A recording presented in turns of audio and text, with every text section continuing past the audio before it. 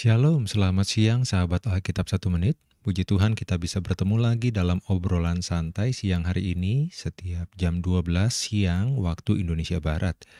Kami senang sekali bisa bertemu kembali dan menikmati waktu yang berkualitas bersama dengan Anda semua. Untuk teman-teman yang baru bergabung di channel YouTube Alkitab 1 Menit, selamat datang. Channel ini hadir sebagai sahabat setia Anda dalam membaca dan mempelajari Alkitab. Setiap hari kita akan sama-sama menggali lebih dalam tentang firman Tuhan dan menerapkannya dalam kehidupan kita sehari-hari. Siang hari ini, kita akan bersama-sama menggali lebih dalam tentang firman Tuhan. Jangan lupa ya untuk dukung terus pelayanan ini dengan cara subscribe, like, dan share video ini. Dan jangan ragu untuk tuliskan komentar, pertanyaan, atau pokok doa Anda di kolom chat. Mari kita bersama-sama menguatkan dalam iman. Kita berdoa bersama-sama. Bapa di surga, kami bersyukur atas kesempatan yang Engkau berikan untuk berkumpul bersama dalam nama-Mu. Kami mohon Engkau bukakan hati dan pikiran kami agar kami dapat menerima firman-Mu dengan rendah hati. Bimbinglah kami dalam perbincangan siang hari ini agar kami semakin dalam mengenal Engkau dan mengasihi-Mu. Dalam nama Yesus Kristus kami berdoa. Amin. Sahabat Alkitab, siang hari ini kita akan membahas tema yang sangat dekat dengan hati kita semua, yaitu tentang Natal. Setiap tahun kita merayakan kelahiran Yesus Kristus, namun tahukah Anda apa yang sebenarnya makna Natal bagi umat Kristen?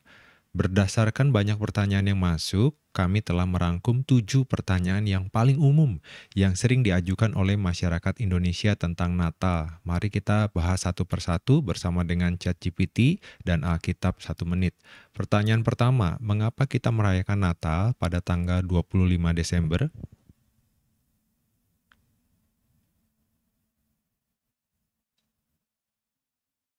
Amin. Teman Habers serius memulai diskusi ini dengan doa yang indah. Pertanyaan tentang tanggal 25 Desember memang sering muncul. Tradisi ini sebenarnya tidak disebutkan secara spesifik di Alkitab. Namun, tanggal tersebut dipilih oleh gereja awal, kemungkinan besar pada abad keempat, untuk merayakan kelahiran Yesus Kristus. Ada beberapa teori tentang alasannya. Salah satunya adalah sebagai pengganti perayaan pagan Romawi seperti Saturnalia atau Sol Invictus, yang juga dirayakan pada bulan Desember. Dengan pisang ini, gereja ingin mengarahkan perhatian umat kepada kelahiran Slayer dan Juru Selamat. Yang terpenting bukanlah tanggalnya, melainkan makna Natal itu sendiri. Allah datang ke dunia dalam rupa manusia, membawa harapan dan keselamatan bagi semua orang. Bagaimana menurut sahabat Alkitab? Isang ada ini tanpa remixan Natal bagi Anda. Nah, Betul, tanggal pasti kelahiran Yesus memang tidak tercatat secara pasti dalam Alkitab. Perkiraan tahunnya ada ya, sekitar tahun 5 atau 4 sebelum Masehi, dan tanggal pastinya nggak tertulis sih, bukan tanggal 25 Desember mungkin, tetapi tanggal 25 Desember itu dipilih sebagai hari raya Natal karena alasan historis dan juga teologisnya ya. Dan sahabat Alkitab, yang terpenting adalah Yesus itu lahir. Benar-benar Allah datang ke dunia menjadi manusia untuk keselamatan kita semua. Soal tanggalnya bukan yang terpenting, tetapi karyanya, keselamatan di dalam kayu salib yang Dia lakukan itu yang terpenting. Yesus mati dan bangkit kembali memberikan pengampunan dosa, hidup yang kekal kepada kita yang percaya kepadanya. Yang kedua, apa arti pohon Natal dan hiasan-hiasan lainnya?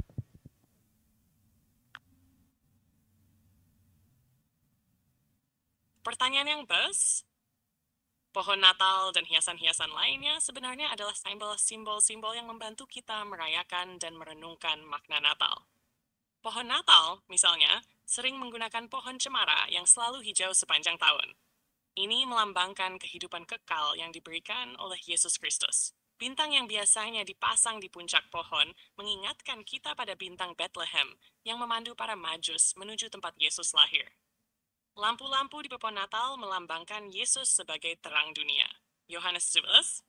Sedangkan hiasan lainnya seperti lonceng melambangkan sukacita dan panggilan untuk menyembah Dia yang lahir sebagai raja. Walau asal-usul tradisi ini bisa saja berkembang dari budaya atau kebiasaan tertentu, makna yang kita berikan sebagai umat Kristen tetaplah berpusat pada Kristus. Bagaimana sahabat Alkitab memaknai hiasan-hiasan Natal di rumah?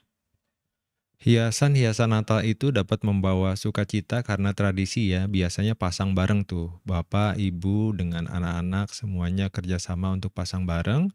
Dan di awal-awal Desember seperti ini udah mulai dipasang biasanya. Dan di akhir tahun bisa dicabut ataupun di awal tahun depan ya dicabutnya.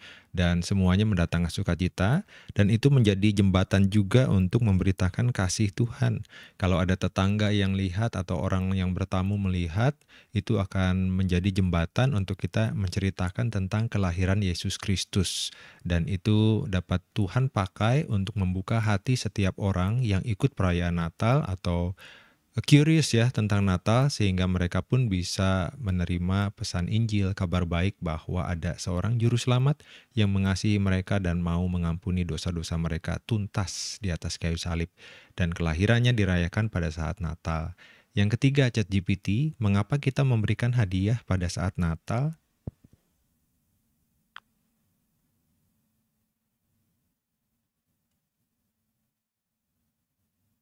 Memberikan hadiah saat Natal memang jadi tradisi yang penuh sukacita. Tradisi ini terinspirasi dari kisah para majus yang membawa persembahan berupa emas, kemenyan, dan mur kepada bayi Yesus. Matius 2:11. Hadiah-hadiah itu adalah simbol penghormatan dan penyembahan kepada sang raja yang baru lahir. Secara teologis, pemberian hadiah juga mencerminkan kasih dan pemberian terbesar Allah kepada kita, yaitu Yesus Kristus, anaknya, yang diberikan sebagai juru selamat dunia. Yohanes 3:16. Saat kita memberi hadiah, itu bisa menjadi cara untuk meneladani kasih Allah dan menyatakan cinta serta perhatian kepada sesama. Bagaimana pengalaman sahabat Alkitab dalam tradisi tukar hadiah? Apakah biasanya juga ada momen merenungkan arti kasih Tuhan di baliknya?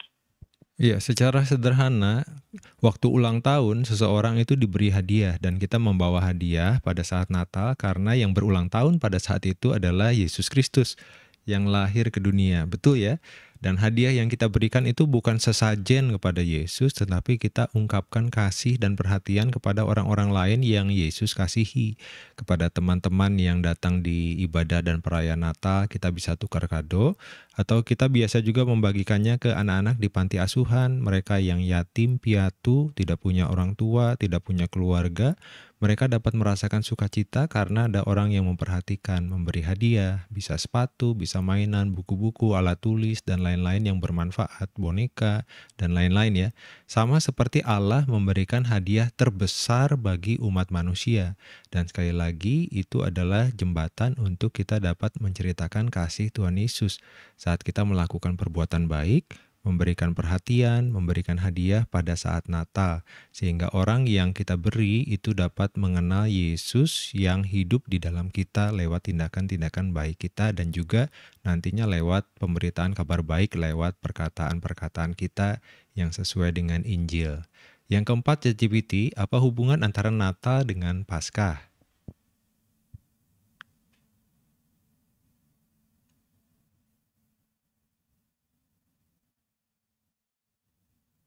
Wah, itu pertanyaan yang dalam dan penting sekali. Natal dan Paskah memiliki hubungan yang sangat erat, karena keduanya adalah bagian dari rencana keselamatan Allah bagi manusia. Natal merayakan kelahiran Yesus Kristus sebagai manusia, yang adalah awal dari penggenapan janji Allah untuk menyelamatkan dunia.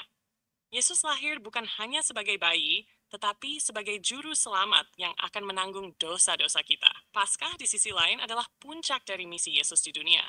Kematiannya di kayu salib untuk menebus dosa manusia dan kebangkitannya untuk mengalahkan maut. Natal dan Paskah saling melengkapi seperti awal dan akhir dari sebuah kisah besar penyelamatan. Natal tidak bisa dipisahkan dari tujuan utama Yesus datang ke dunia, yaitu untuk mati dan bangkit bagi kita. Sahabat Alkitab, bagaimana Anda melihat hubungan Natal dan Paskah ini dalam perayaan iman Anda? Apakah Anda juga merenungkan karya keselamatan itu saat Natal? Ya, kita merenungkan karya keselamatan dari Tuhan pada saat Natal, walaupun tidak secara khusus tentang penyalibannya, tetapi tentang kelahirannya sebagai juru selamat ya. Jadi Natal dan Paskah itu saling berkaitan, keduanya adalah peristiwa penting dalam iman Kristen. Natal merayakan kelahiran Yesus sebagai manusia, sedangkan Paskah merayakan kebangkitannya dari kematian. Dan semuanya, semua orang di dunia merayakannya karena tercantum sebagai hari libur di kalender ya. Dan Paskah biasanya di hari Minggu, jadi memang tanggalnya sudah merah. Hubungannya erat sekali dan satu paket tidak terpisahkan. Kalau tidak ada Natal, tidak ada Paskah. Kalau tidak ada Paskah, juga Natal tidak akan berarti. Yang kelima, apakah semua orang Kristen merayakan Natal dengan cara yang sama?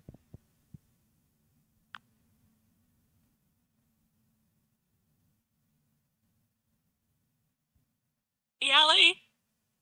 Natal dan Paskah memang satu paket yang tidak terpisahkan dalam rencana keselamatan Allah. Sekarang soal perayaan Natal, jawabannya adalah tidak semua orang Kristen merayakan Natal dengan cara yang sama. Tradisi Natal sangat beragam, tergantung pada budaya, gereja, atau denominasi. Ada yang merayakan dengan kebaktian malam Natal, drama kelahiran Yesus, nyanyian pujian, atau memasang dekorasi seperti pohon Natal dan kandang domba.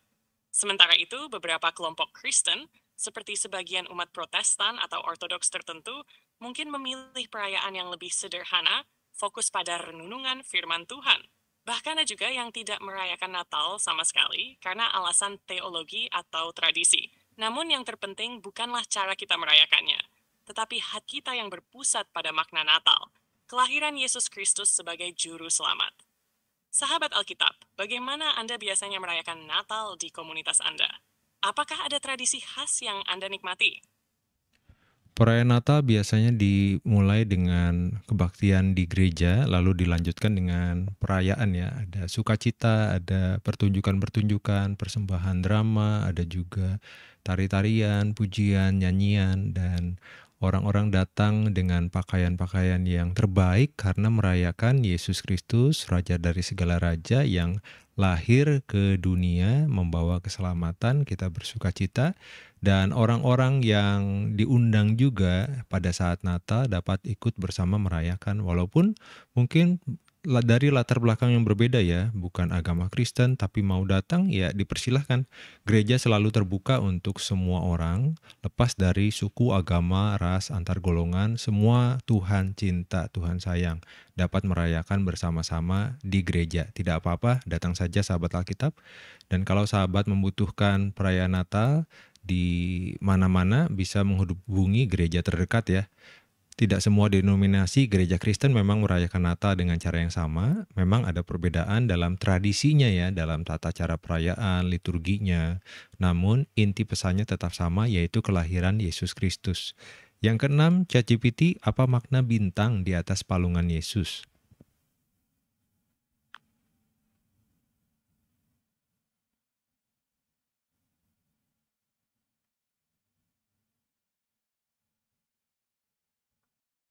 Bintang di atas palungan Yesus, atau yang kita kenal sebagai bintang Bethlehem, memiliki makna yang sangat penting dalam kisah kelahirannya.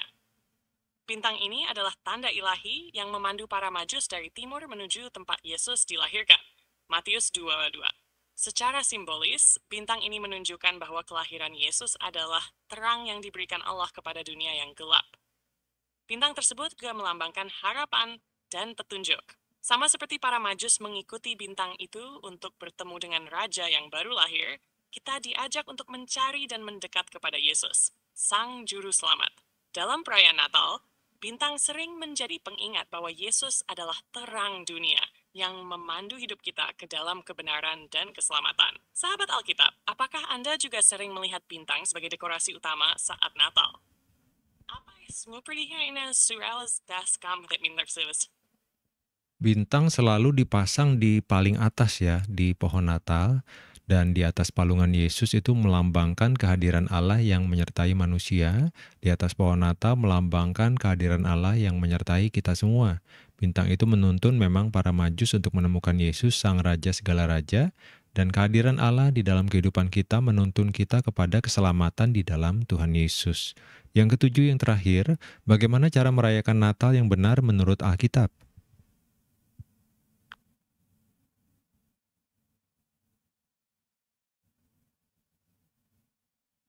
Cara merayakan Natal yang benar menurut Alkitab adalah dengan hati yang berpusat pada Yesus Kristus. Perayaan Natal bukan tentang tradisi, kemegahan, atau hadiah semata, tetapi tentang mengenang kasih Allah yang telah datang ke dunia dalam rupa manusia untuk menyelamatkan kita. Yang utama adalah merenungkan firman Tuhan dan bersyukur atas karya keselamatannya. Natal juga menjadi momen untuk menyatakan kasih, bukan hanya kepada keluarga atau sahabat, tetapi juga kepada mereka yang membutuhkan, yatim piatu, orang miskin, atau siapapun yang membutuhkan perhatian. Dalam 1 Yohanes 4:9-11, kita diajak untuk mengasihi karena Allah lebih dulu mengasihi kita. Nah, jadi merayakan Natal yang benar berarti memuliakan Tuhan, mengutamakan Yesus sebagai pusat sukacita, dan membagikan kasih kepada sesama. Sahabat Alkitab, bagaimana Natal tahun ini akan Anda rayakan supaya lebih bermakna? Sekali lagi, karena merayakan Natal yang benar adalah dengan merenungkan makna kelahiran Yesus Kristus, jadi tentu perenungan pribadi di dalam doa dan pembacaan ayat-ayat Alkitab secara pribadi ya di rumah masing-masing, itu sangat penting. Itu adalah Natal yang pribadi, hubungan kita dengan Allah. Yesus yang lahir di hati kita juga, bukan sekedar di Bethlehem atau dirayakan di gereja. Kasih Allah yang begitu besar kepada umat manusia kita alami secara pribadi dan juga keluarga kita. Nyatakan dengan berhubungan harmonis dengan suami, dengan istri, dengan anak-anak, dengan mertua, menantu, dan semuanya dapat merayakan dengan bersama-sama beribadah, berdoa, berbagi kasih, dan melakukan perbuatan-perbuatan baik. Jadi Natal itu dimulai dari hati kita, hubungan pribadi dengan Allah, kemudian menyebar kepada keluarga kita, dan akhirnya kepada keluarga-keluarga lain, orang-orang di sekitar kita. Kesimpulannya sahabat Alkitab, Natal bukan sekedar perayaan tahunan, tetapi merupakan perayaan akan kasih Allah yang dinyatakan dalam diri Yesus Kristus. Melalui kehadirannya Allah menunjukkan betapa Ia mengasihi kita, sehingga Ia rela mengutus anaknya yang tunggal ke dunia untuk keselamatan kita semua.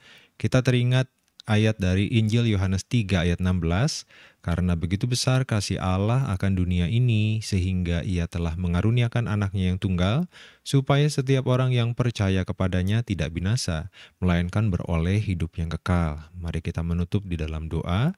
Bapa yang baik, kami bersyukur atas kasih-Mu yang begitu besar. Terima kasih atas anugerah keselamatan yang Engkau berikan kepada kami melalui Yesus Kristus. Kami mohon agar Engkau terus menyertai kami dalam merayakan Natal tahun ini. Bantulah kami untuk semakin mengenal Engkau dan mengasihi sesama kami. Dalam nama Yesus Kristus kami berdoa dan mengucap syukur. Amin.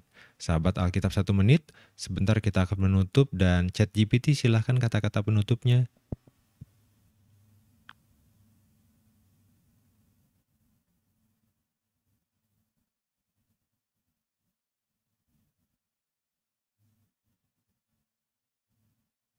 Amin. Refleksi dan doa tadi benar-benar menggambarkan inti Natal yang sejati. Merayakan kelahiran Yesus Kristus dengan hati yang penuh rasa syukur, merenungkan kasih-Nya, dan membagikannya kepada orang lain adalah cara terbaik untuk memuliakannya. Natal menjadi lebih bermakna saat kita melibatkan hubungan pribadi dengan Allah, keharmonisan keluarga, dan kepedulian kepada sesama. Sahabat Alkitab, mari kita jadikan Natal tahun ini sebagai momen mendalam untuk mengalami kasih Allah, baik secara pribadi maupun bersama komunitas kita. Bagaimana rencana Natal Anda tahun ini? Ini tinggal Nandos the Station Carly began.